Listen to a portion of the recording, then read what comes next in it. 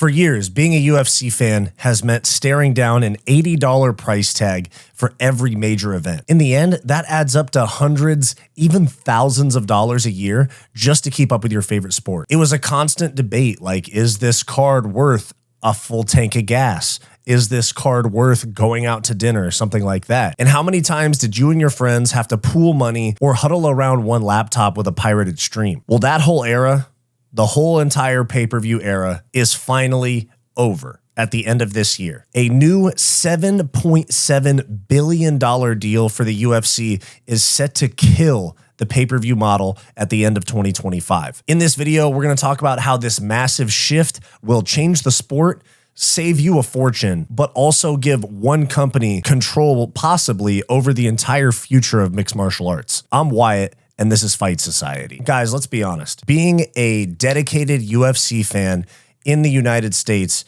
has been an honestly crazy expensive hobby sport to keep up with. For the better part of the last 10 or so years, UFC pay-per-views have been anywhere from $70 to $80. And if you're a hardcore fan that's watching these through the pay-per-view model and not a pirated stream, 12 to 14 pay-per-views a year comes out to over $1,000 a year just for those 12 to 13 or 14 numbered events. And that's not even considering the $12, $13 ESPN Plus subscription that you have to pay just for the privilege of buying a UFC pay-per-view. While this was like kind of annoying, it also caused some big problems in the sport where you had the fan base split into two, where you have people watching it live, whether that be through the pay-per-view or through a pirated stream. And then you had the casuals that would watch the highlights on Instagram after the fights. And while the UFC was able to bag some serious money from the pay-per-view model, it actively fought against the sport's mainstream growth.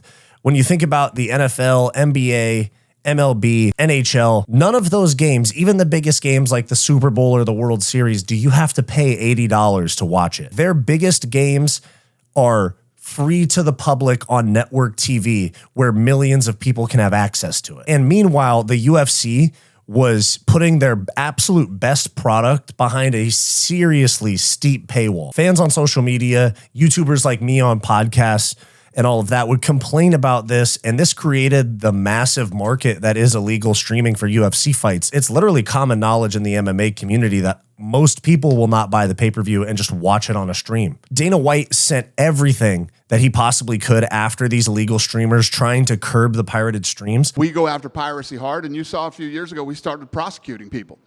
That's how you combat piracy. Start fucking prosecuting people for stealing.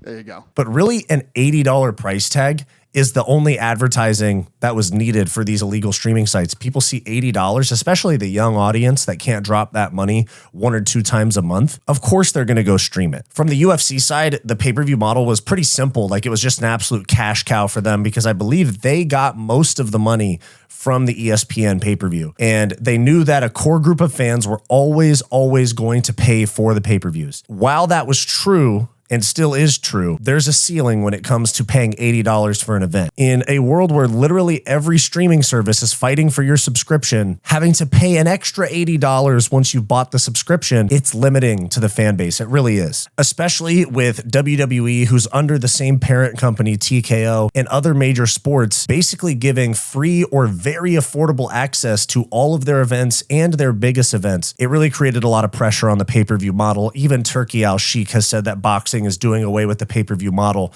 So 2025 is going to be the official end of the pay-per-view model, essentially period whatsoever in the US. While the UFC was able to build such a financial backing and infrastructure with the money from pay-per-views, they were really keeping new fans out. And at this point, changing that model is so necessary because this is going to explode the sport. The stage for this massive shift was set by 2 things. One is their ESPN deal about to expire and the absolute chaos of all these different streaming sites trying to get people's attention and subscription. The UFC signed their exclusive partnership with ESPN in 2018. It ends at the end of this year.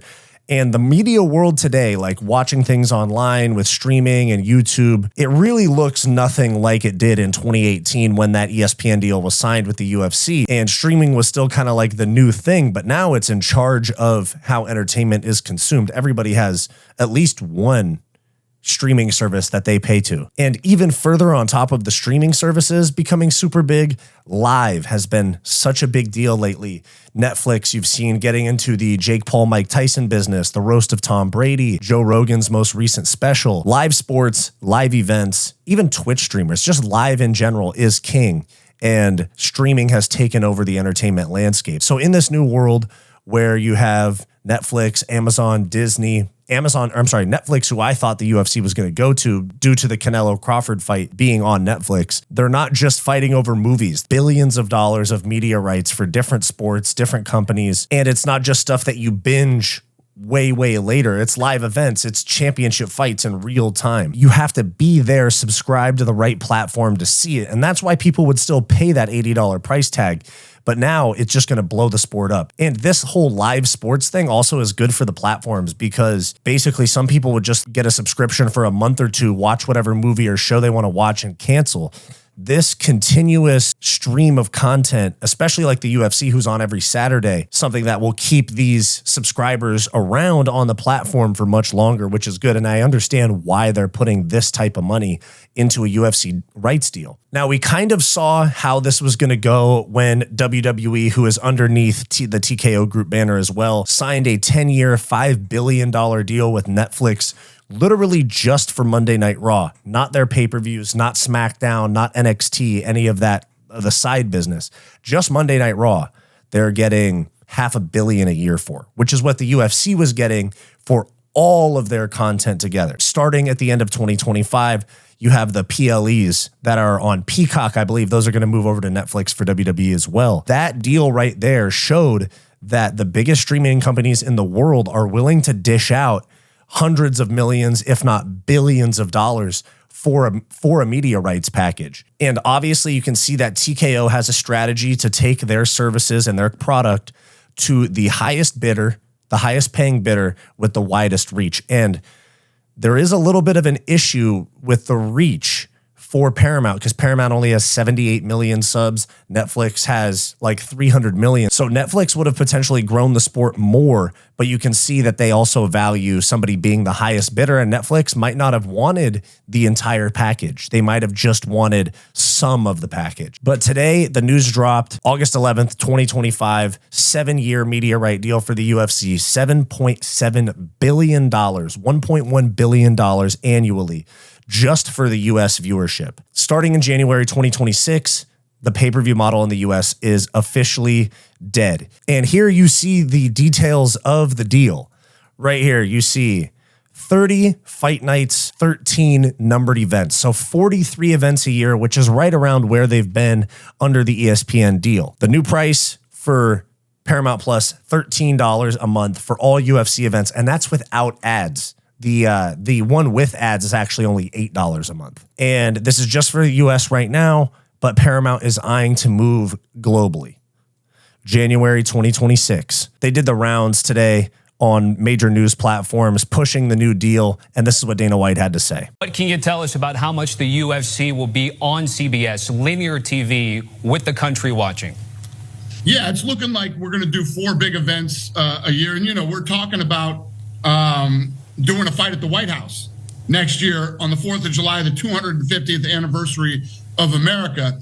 So imagine a massive fight on the lawn of the White House on CBS. Now they're saying 4 big events. That does not mean 4 championship level fights. It means that they're going to have 13 numbered cards. 4 of those are what they're talking about here. These massive tentpole events like the White House or the Sphere or Noche, or, maybe they start doing stadiums and they do Ilia Topuria in Spain in a stadium, or they do Conor McGregor in Cowboy Stadium in Dallas. There's a lot of opportunities. There's still going to be the regular numbered cards like UFC blah, blah, blah in Vegas or Abu Dhabi, etc. Hey, you bring it up, and that was going to be one of my follow-ups here.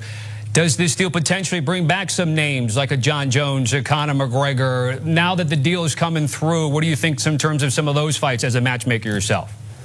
Yeah, absolutely. My goal is to we basically go every Saturday. So when you're asking about seasons and off time, there is no off time for the UFC. We go every Saturday. So I'm always looking to put on the biggest and best events. And, you know, for the card from the bottom all the way to the top.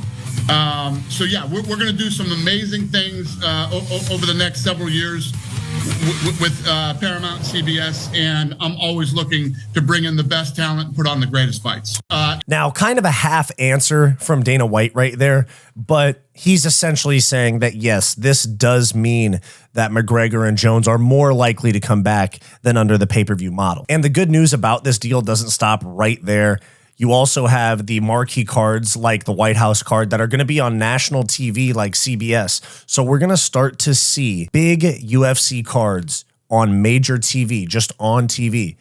For the first time, a casual fan or somebody that isn't even a fan can stumble upon a massive UFC title fight, White House event, something like that on basic television without having to go through a series of logins and buying a subscription and all of that. It shows that it's a move to grow the UFC fan base while also getting the biggest payday, but to grow the UFC's fan base. And that only means good things. Like, we're going to see the fan base double, triple, quadruple in the next 7 years. Like, we're going to see the sport absolutely explode. And that's going to mean good things for even people like me. So the $80 pay-per-view is dead. Fans save a ton of money. The UFC gets a guaranteed massive paycheck. Everybody wins, right? It might not be that simple because they've solved the cost problem, but now there's an entirely new set of issues for the UFC because we've traded the gridlock of the pay-per-view model for one company essentially controlling the future of mixed martial arts. And while the UFC did do this with ESPN, where ESPN had the entire package, the UFC also had money that came in aside from that on the pay-per-view side of things that was separate from ESPN. So now that there's no pay-per-view and all of their rights income comes from one company, it shows you kind of powers being consolidated in a way with the UFC. And it's not just happening in the rights deal, it's also happening with the live events themselves with fans, because the UFC Apex is being expanded to hold 5,000 or 10,000 seats. They're going to do a lot more UFC Vegas that has 5,000 to 10,000 people, which, while that could mean less traveling and on the road for the UFC, it will mean that we get more accessibility. As long as they don't make these like $2,000 tickets, these should be affordable. The cost for this is so incredibly low for the UFC. These should be very, very affordable tickets. My biggest worry with them consolidating everything and having no pay-per-views all on CBS/Paramount is that, are we going to see the sport get kind of PG, PC washed, you know, kind of sanitized, where we'll see walkout music is not the same because they have to get licensing for it because it's on TV. Will this exposure also bring the UFC having to be much more strict about what gets said on the mic? Do fighters not get post-fight interviews anymore? Will they have to cut the cornerman's audio because there's cursing? I mean, really part of the UFC's appeal has been the unfiltered rawness of it, and it already was sanitized slightly with ESPN, and we could be seeing the exact same thing, even moreover, with Paramount Plus. There's also the concern that the UFC brings in a bunch of new subscribers with this deal, and then Paramount Plus hikes their prices, because you can almost guarantee that the 2026 price right now is not going to be the same monthly price in 2032 or whenever this rights deal ends. Now, we haven't seen a whole lot of response to the deal from fighters, because the issue of fighter pay comes into this. Are the fighters going to get paid more money due to this deal? Because when you look at the comparison of the deals right here, ESPN was paying $550 million a year and Paramount Plus is paying double. So that must mean that they're going to like double the contracts or increase the entry-level contracts, things like that, because they have the mainstream sports rights deal now.